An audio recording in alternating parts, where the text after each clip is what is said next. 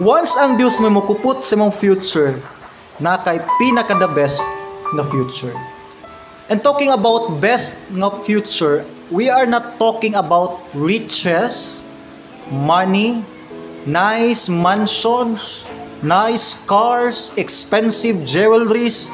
Dili na mao ang best life nga gi-offer sa Ginoo. Although di sa dalo nga di na niya ma-provide, dagha gi-bless materially sa Old and New Testament gikan hangtod gani karon nga mga anak sa Dios.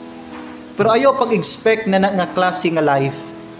Ang best or abundant life nga gisaad sa Ginoo nimo isa ka life nga dunay joy, peace, satisfaction.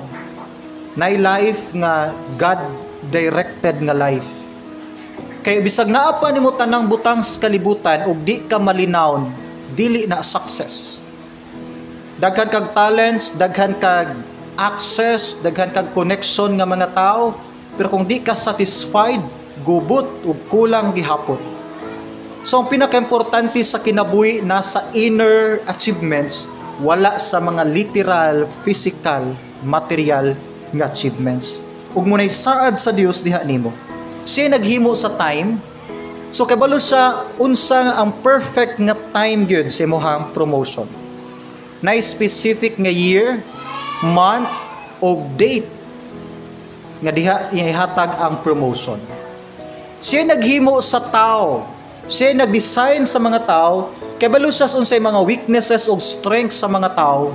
Therefore, siya ang pinaka-the best person nga makapili og right person para nimo. Right family para nimo. Right friends para nimo. Kinahanglan nimo na hulaton. It will take time. Ang Dios may nag-open sa mga opportunities. Kabalo sa unsay sakto nga opportunity sa imong kinabuhi. And therefore, dapat isalig lang nimo imong kinabuhi niya. Ingon ni Christ, ang tao nga nagsalig sa Dios sa iyang ugma, sama siya sa usa ka tawo nga nagtukod og balay ibabaw sa dako nga bato.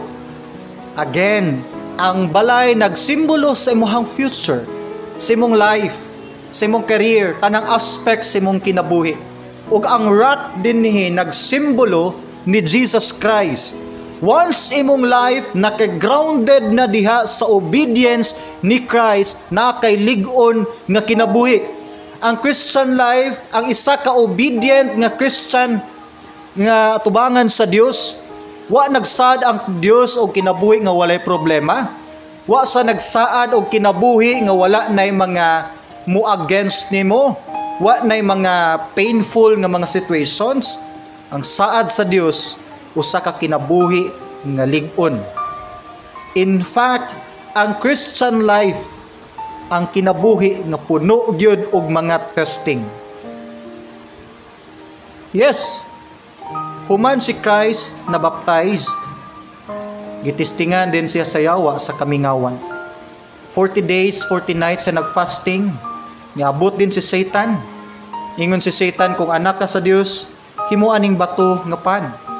That time, gutom kaya itong Ginoo. So naa siya sa pinakadako nga temptation.